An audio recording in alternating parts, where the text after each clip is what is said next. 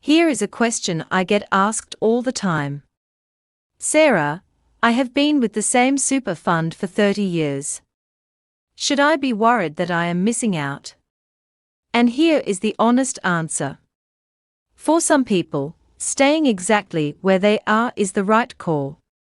For others, the fund that suited them at 30 is quietly costing them thousands of dollars a year now that they are retired. The tricky part is that most people never actually check. The annual statement arrives, it gets a quick glance, and it goes in a drawer. Today we are going to change that.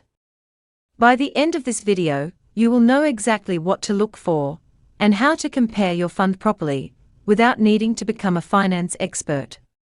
Let us get into it. Before we begin, everything in this video is general information only.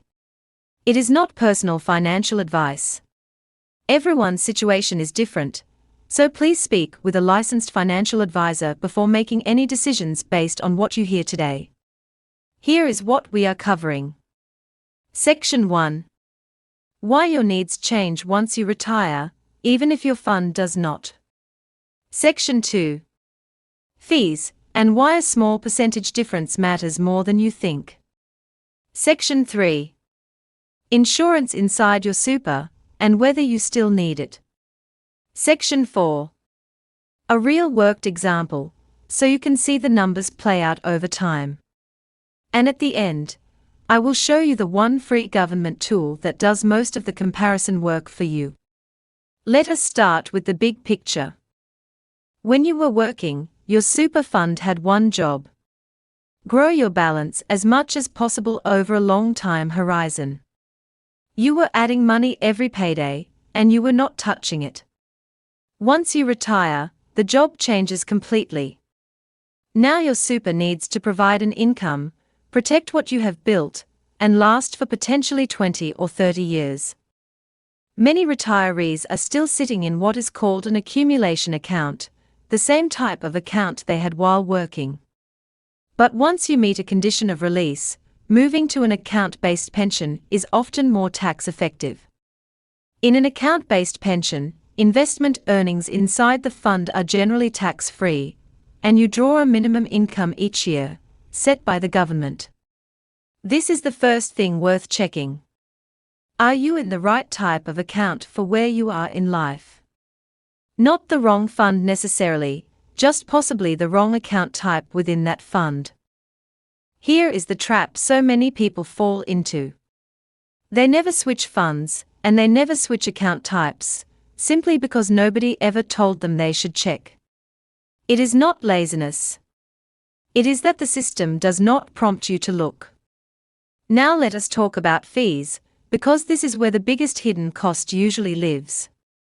Super funds typically charge two types of fees: an administration fee, which covers running your account, and an investment fee, which covers managing the underlying investments. Both are usually charged as a percentage of your balance, sometimes with a small flat dollar amount on top. On paper, the difference between funds often looks tiny. 0.5% here, 1.2% there. It barely registers. But let us put real numbers on this. Imagine you have $400,000 in your super account. A fund charging 1% in total fees costs you $4,000 a year. A fund charging 0.5% costs you $2,000 a year.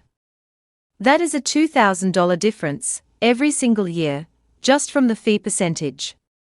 Now stretch that over 15 years of retirement.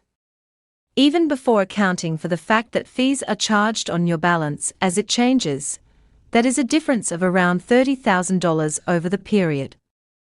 $30,000 that either stays in your account, or goes to fees. To check your own fees, look at your most recent annual statement. There is usually a section called Fees and Costs, often expressed both as a percentage and as a dollar amount for the year. Write that dollar figure down. That is your starting point for comparison. Here is something that surprises a lot of retirees. Most super accounts include insurance, automatically, and the premiums are automatically deducted from your balance, whether you realize it or not. The three common types are life insurance, total and permanent disability cover, and income protection. These exist for a good reason while you are working.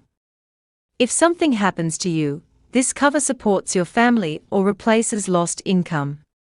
But ask yourself this: if you are retired, do you still have an income to protect?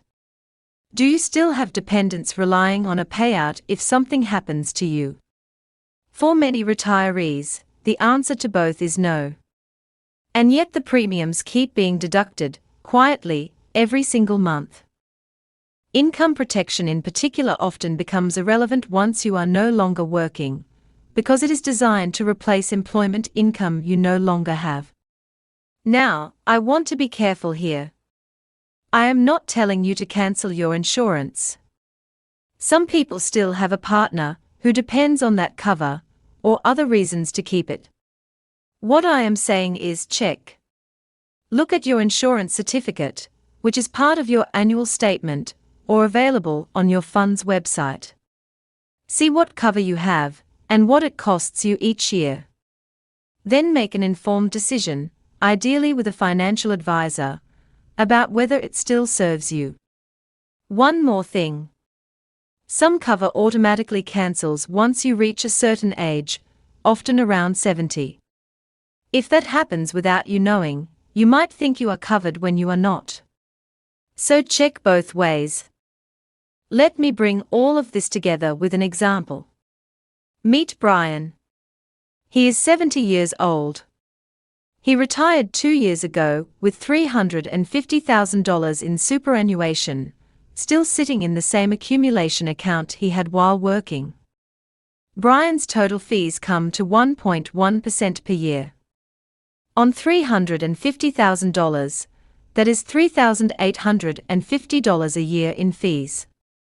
He also has income protection insurance attached to his account, costing him $420 a year, even though he has not worked in 2 years. So Brian is paying $4,270 a year in fees and insurance combined, without ever drawing a cent from his balance yet. When Brian sat down and actually looked at his statement, here is what he found.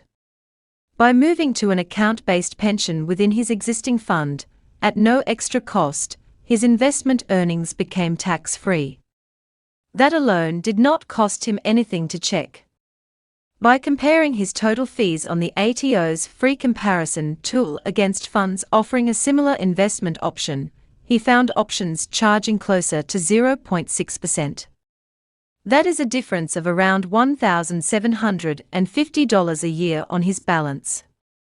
And by reviewing his insurance certificate, he realized the income protection no longer made sense for his situation, since he had no employment income left to protect. Removing it saved him the $420 a year. Combined, that is over $2,000 a year, simply by checking 3 things that took him about an hour.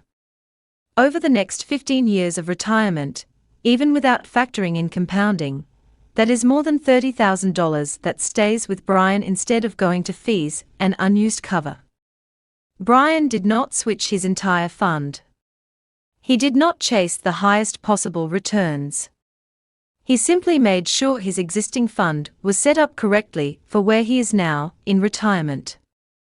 So how do you actually compare, without spending hours doing maths like we just did?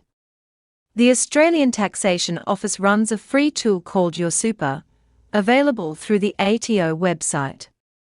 It lets you compare fees and historical performance for similar types of super products, side by side, using figures the government collects directly from funds. It will not tell you which fund is best for your personal situation. But it gives you a starting point, in plain numbers, so that when you do speak with a financial advisor, or with your own fund's member services team, you already know what questions to ask. The link is in the description below. Let me quickly recap what we covered today. Point 1. Your super fund's job changes when you retire, from growing your balance to providing an income and protecting what you have built. Check whether you are in the right type of account for that. Point 2. Fees that look small as a percentage can add up to tens of thousands of dollars over retirement. Find your fees in dollar terms from your annual statement. Point 3. Many super accounts include automatic insurance that may no longer suit your situation in retirement. Check before you cancel, and check whether cover has already cancelled itself due to your age. Point 4. The ATO's Free Your Super tool lets you compare fees and performance for similar products, in plain numbers, at no cost. The most important takeaway is this: you do not need to switch funds to benefit from this video. Most people who check find that one or two small adjustments within their existing fund make a meaningful difference. The goal is simply to make sure your super is working for the retirement you are actually living, not the working life you had 30 years ago. If you want to do what Brian did, there are 3 things I recommend this week. First, find your fees in dollar terms on your most recent annual statement. Second, find your insurance certificate and see what cover you have and what it costs. Third, use the Free Your Super comparison tool on the ATO website to see how your fees compare to similar products. The link is in the description. If this video helped you take a closer look at your own super, please subscribe. I post new videos every Wednesday and Saturday, all focused on helping Australians 65 and over navigate Centrelink, superannuation, and aged care in plain English. This coming Wednesday, I will be covering the superannuation changes taking effect from the 1st of July 2026, including the new $2.1 million transfer balance cap, and what it means for you. Make sure you subscribe so you do not miss it. And if you have a question about your own super fund, drop it in the comments below. I read every single one. I will see you Wednesday. Take care.